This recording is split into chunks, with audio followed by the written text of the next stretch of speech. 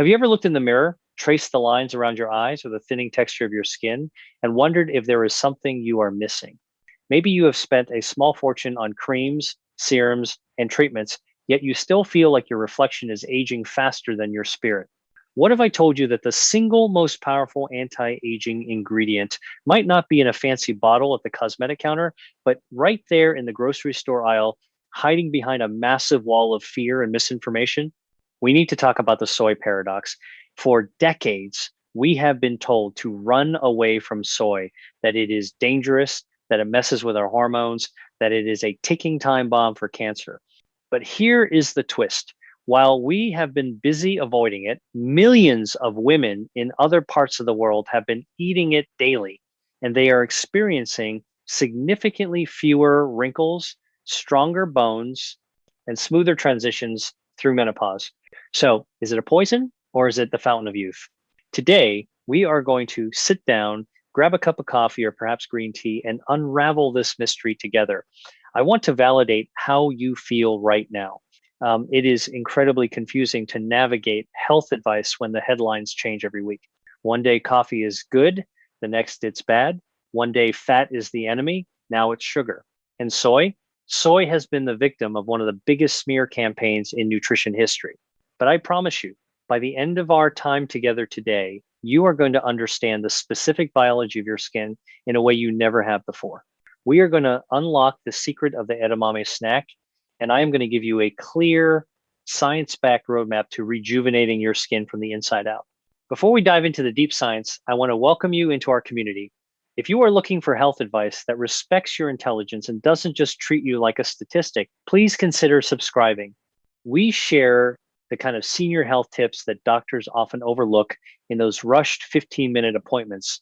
And I am curious, where are you watching from today? Are you joining us from a sunny porch in Florida or perhaps a cozy kitchen in London? Let me know in the comments. It is always wonderful to see how far our family extends. Let's begin by addressing the elephant in the room, the source of all the anxiety surrounding this food. We have to talk about the estrogen myth because this is the barrier standing between you and better skin. The prevailing rumor is that soy contains estrogen, and since high levels of estrogen can be linked to certain cancers, soy must be dangerous. It sounds logical, doesn't it? But biology is rarely that black and white. Here is the science that changes everything. Soy does not contain human estrogen. It contains phytonutrients called isoflavones. Now, stick with me here because this distinction is vital.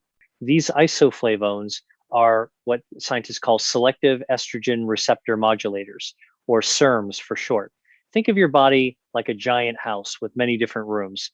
In this house, you have different types of locks on the doors. These locks are called receptors.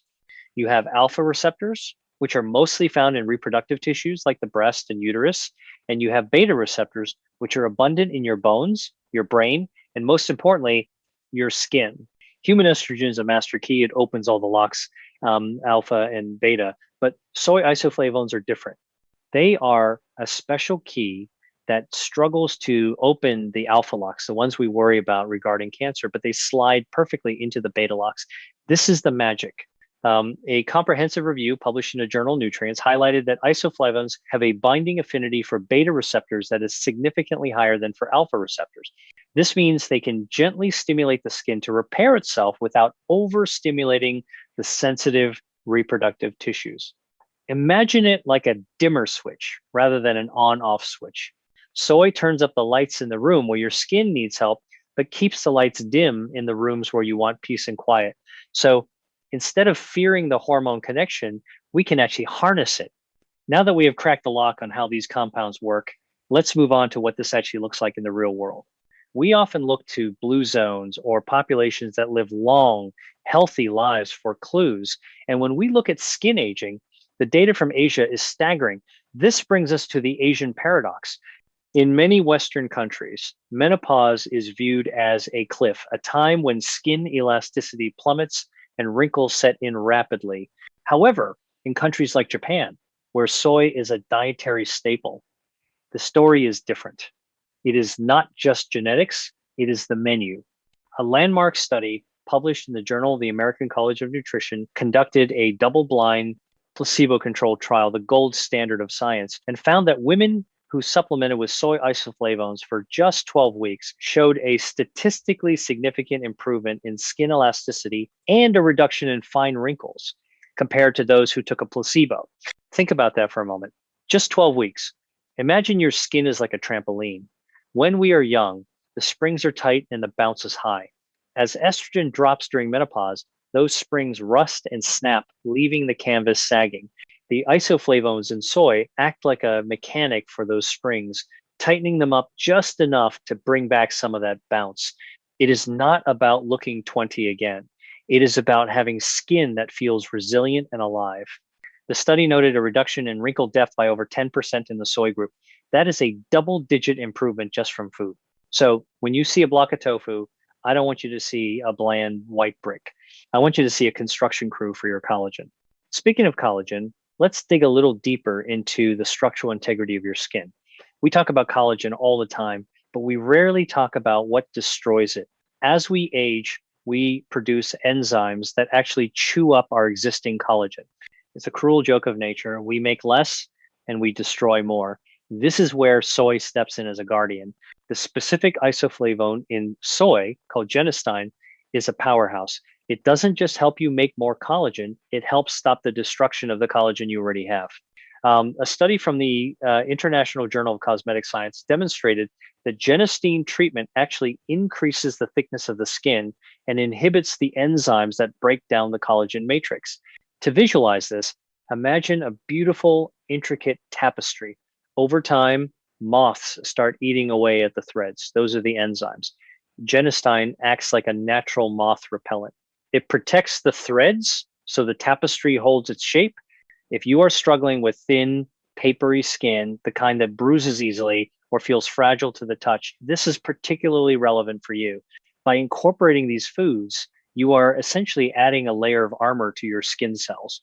It is a proactive defense strategy. At this point, you might be thinking, okay, this sounds great for my skin, but I am still scared about cancer. I hear you. It is hard to unlearn decades of warnings. So let's put the safety question to bed once and for all with the most authoritative data we have. The American Cancer Society, one of the most cautious and respected health organizations in the world, has stated clearly that consuming soy foods is not only safe, but may even lower the risk of breast cancer. The confusion came from old studies done on rodents. It turns out mice process soy isoflavones very differently than humans do. We are not big mice.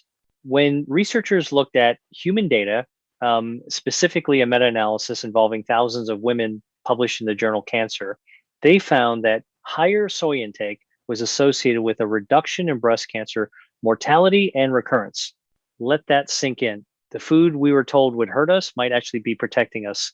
Imagine you have been avoiding the ocean because you were told there were sharks, only to find out the water is actually full of healing minerals.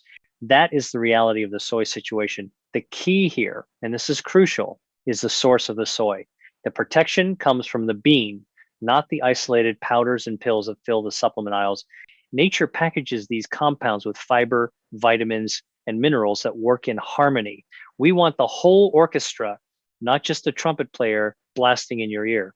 If you are finding this information helpful and it is easing some of your worries, please take a second to give this video a thumbs up. It helps other people find this message and break free from the fear. Now, let's transition to the practical side of things. Knowing the science is one thing, but how do we actually get this into our diet in a way that is delicious and effective? This brings us to the edamame solution. Many people tell me, I hate tofu. It's slimy and tasteless. I get it. If you prepare it wrong, it can be unappealing, but you don't have to start with a block of tofu. The easiest, most effective entry point is edamame young green soybeans. They are sweet, crunchy, and absolutely packed with the isoflavones we have been discussing. A nutritional analysis shows that just 1 cup of cooked edamame provides about 18 grams of protein and a significant dose of antioxidants. Here is a practical swap. Instead of reaching for potato chips or processed crackers, when you are feeling peckish, steam a bowl of frozen edamame with a pinch of sea salt It takes 5 minutes. Imagine your blood vessels and your skin cells cheering every time you pop one of those green beans out of the pod. You are feeding them raw material for repair. It is the ultimate anti-aging snack because it is whole, unprocessed, and deeply nourishing. Plus, the act of eating them is slow and mindful, which is great for digestion. But we can't talk about soy without talking about fermentation. This is the secret weapon of the healthiest elderly populations in Japan. Foods like natto, miso, and tempeh are fermented soy. Why does this matter? Fermentation breaks down the anti-nutrients that can cause gas or bloating, making the good stuff easier for your body to absorb. Let's look at the data on tempeh. A study in the Journal of Applied Microbiology highlighted that the fermentation process in tempeh increases the bioavailability of the isoflavones and also produces peptides that lower blood pressure. It is like pre-digesting the food, so your body doesn't have to work as hard. If you have digestive issues or find that beans make you bloated, fermented soy is your answer. Think of fermentation as alchemy. It turns a base metal into gold. Tempeh has a nutty, mushroom-like flavor and a firm texture that is nothing like soft tofu. You can slice it, marinate it, and pan fry it until it's crispy. It is delicious. Adding a serving of fermented soy to your diet a few times a week is like upgrading your car's fuel to premium. You run smoother, cleaner, and with more energy. Now, I want to address a very specific mechanism that explains why soy works miracles for some and less for others. We have to talk about your gut bacteria. There is a fascinating compound called equol. When you eat soy, the bacteria in your gut try to convert the isoflavones into equol, which is a supercharged antioxidant. Here is the catch. Not everyone has the specific gut bacteria to make this conversion. Studies suggest that only about 30 to 50% of Westerners are equol producers, compared to up to 60% of Asians. This was published in the Journal of Nutrition. However, here is the good news. You can train your gut by consistently eating whole soy foods and maintaining a high fiber diet. You can encourage the growth of these beneficial bacteria over time. Imagine your gut is a garden. If you have never planted the seeds, the flowers won't grow. But if you tend to the soil and water it regularly with the right foods, eventually the garden blooms. So even if you don't see immediate results, keep going. You are terraforming your internal ecosystem. This is why consistency is more important than intensity. You don't need to eat a pound of tofu today. You need to eat a little bit of soy most days. Let's pivot slightly to what you should pair with your soy. Nutrition is a team sport. No food works in isolation. To get the maximum skin plumping benefit from soy, you need to pair it with vitamin C. Why?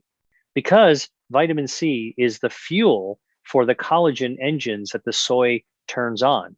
The American Journal of Clinical Nutrition has published extensive data showing that higher intakes of vitamin C are associated with a lower likelihood of a wrinkled appearance and senile dryness. When you combine the receptor activating power of soy with the collagen building power of vitamin C, you get a synergistic effect. So here is your actionable takeaway.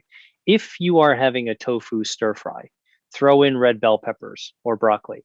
If you are having edamame, squeeze some fresh lemon juice over it. Picture two construction workers building a wall. One lays the bricks, that's the soy stimulating the cells, and the other spreads the mortar, that's the vitamin C, bonding it all together. Without both, the wall falls down. It is a simple addition, but it amplifies the results dramatically. We also need to discuss the calcium connection. Many of us are worried about bone density as we age. We fear the hip fracture that steals our independence. The beauty of soy is that it is a 2-for-1 deal. The same beta receptors in your skin are also found in your bone cells. A meta-analysis published in the Journal of Bone and Mineral Research found that soy isoflavone intake significantly increased bone mineral density in the lumbar spine of menopausal women. This is huge. It means that the same meal that is smoothing your wrinkles is also hardening your skeleton. Imagine your bones are like the framing of your house. You want that wood to be solid oak, not termite-ridden pine. Soy helps keep the calcium in your bones where it belongs rather than letting it leach out. So when you eat that bowl of miso soup or that tempeh salad, I want you to feel a sense of safety. You are protecting your future mobility. You are investing in your ability to walk, to dance, to play with your grandchildren. It is so much more than vanity, it is vitality. Now, let's talk about dosage, because I know some of you are thinking, if it's so good, should I eat it for every meal? The answer is balance. You don't need to go overboard. The benefits we are talking about are seen with moderate consumption, usually about 2 to 3 servings a day. What does a serving look like? It is 1 cup of soy milk, a half cup of tofu, or a half cup of edamame. That's it. You don't need to buy expensive isoflavone supplements. In fact, I advise against them. A study in JAMA, the Journal of the American Medical Association, cautioned that high dose supplements do not always carry the same safety profile as food. Nature knows how to dose things correctly. Laboratories often push things too far. Stick to the food. Think of it as a gentle daily nudge to your system rather than a forceful shove. We want to coax your body into balance, not shock it. Start with 1 serving a day if you are new to it. Maybe swap your cow's milk and your morning oatmeal for organic soy milk. See how you feel. Then maybe add that edamame snack in the afternoon. It is a gentle progression. I also want to touch on the importance of organic and non-GMO. This is a common question. Isn't all soy genetically modified and sprayed with pesticides? In the US, a lot of it is because it is grown for animal feed, but the soy grown for humans, the tofu and edamame you see in the store, is often higher quality. However, to be safe and to maximize the health benefits, I always recommend looking for the organic and non-GMO project verified labels. A study published in Environmental Sciences Europe showed that glyphosate residues, that's the main ingredient in Roundup, are significantly higher in genetically modified soy. We are trying to detoxify our bodies and heal our skin. So we certainly don't want to add herbicide residues to the mix. Treat your body like a temple. You wouldn't spray weed killer on the altar. So don't put it in your stomach. It is worth the extra dollar or two for the organic block of tofu. It is an investment in your cellular purity. Let's take a moment to address the men watching or the women who cook for their husbands. The fear of feminization or growing man boobs is another massive myth that needs busting.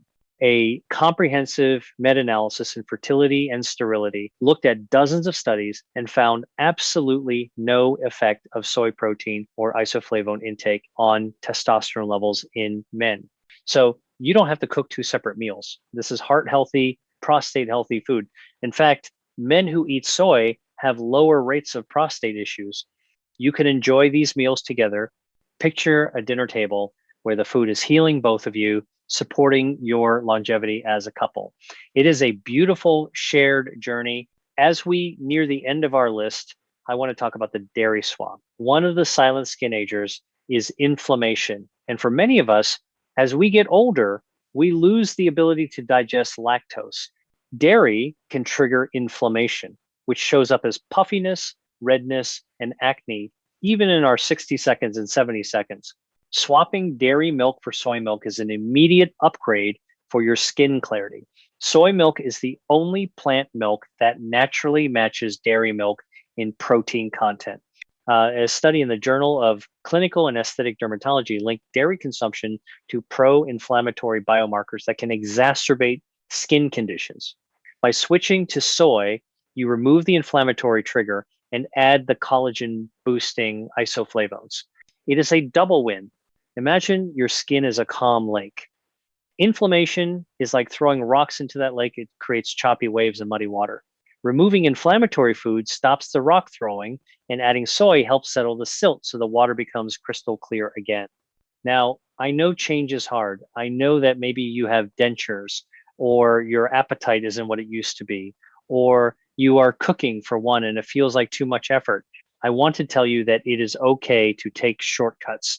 Buy the pre-cubed tofu, buy the frozen edamame that you can just microwave, buy the miso soup paste that you just add hot water to.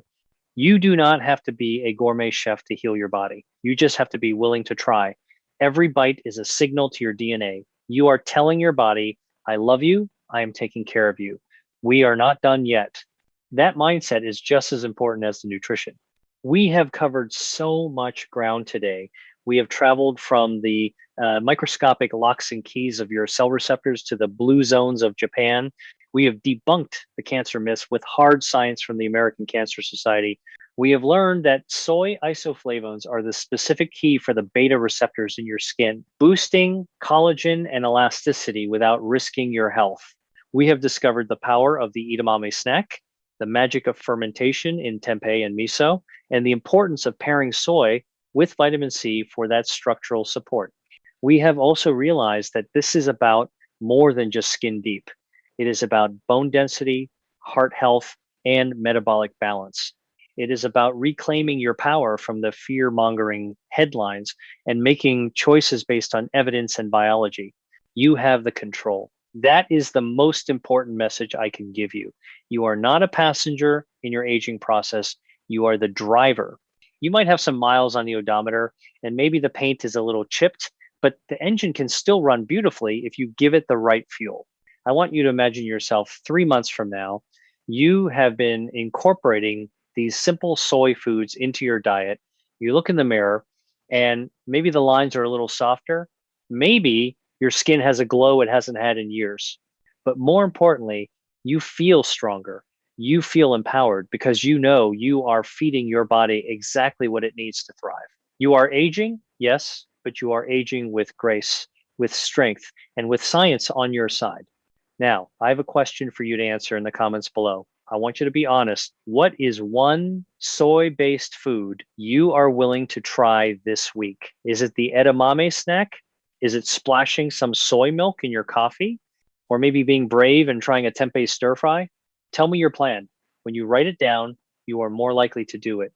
And if you have found value in this deep dive, if you feel a little less afraid and a little more hopeful, please like this video and subscribe to our channel.